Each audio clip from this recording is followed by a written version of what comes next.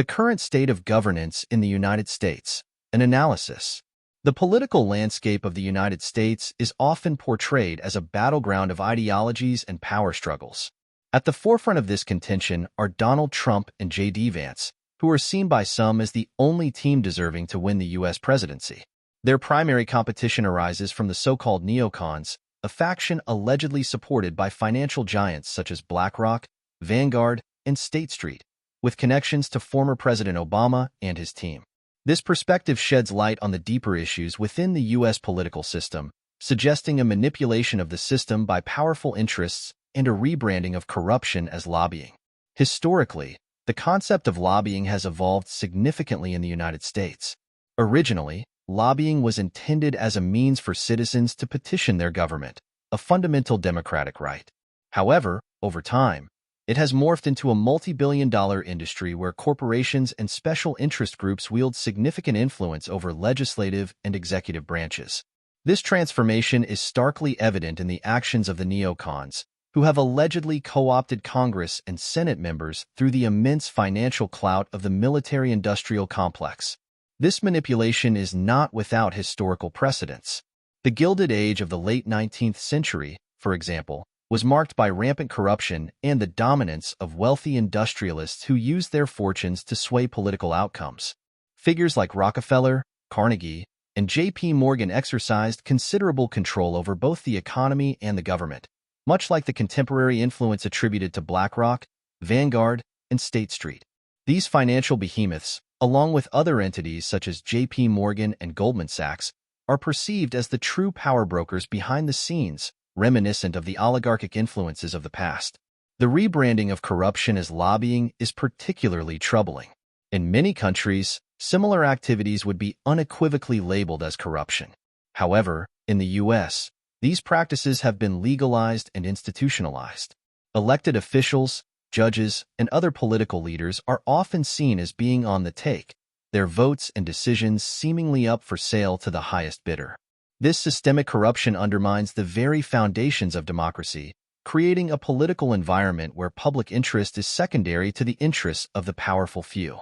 Internationally, the U.S. is quick to label other nations as corrupt and undemocratic when similar practices occur. This hypocrisy is not lost on observers who point out that the U.S., too, must confront its own issues of corruption before it can credibly criticize others. The need for American voters to wake up and address these issues is pressing. Cleaning up Congress and the Senate requires a concerted effort from the electorate to demand greater transparency and accountability from their representatives. The recent assassination attempt, purportedly orchestrated by a 20-year-old, is another example of the murky depths of political intrigue in the U.S. While it has been dismissed by some as an act of incompetence, others see it as part of a broader conspiracy involving high-level players. The ease with which such an attempt was made raises serious questions about the integrity and security of the political process. This brings to mind the assassination of President John F. Kennedy, JFK, in 1963, a dark chapter in American history that still fuels speculation and conspiracy theories today.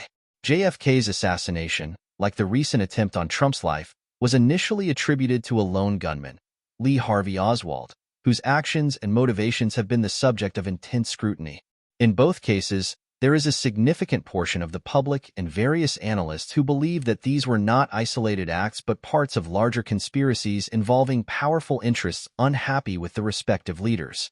JFK's death led to numerous investigations and the formation of the Warren Commission, yet doubts about the official narrative have persisted.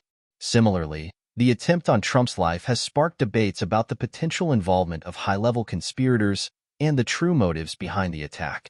Both incidents highlight the vulnerability of U.S. presidents to such threats and the complex interplay of political forces that can drive such drastic actions. In conclusion, the current state of governance in the United States is fraught with challenges that echo historical precedents of corruption and manipulation. The influence of powerful financial interests, the rebranding of corruption as lobbying, and the systemic issues within Congress and the Senate all point to a need for substantial reform. The call for American voters to wake up and reclaim their democracy is not just a rallying cry but a necessary step towards ensuring a government that truly serves the people.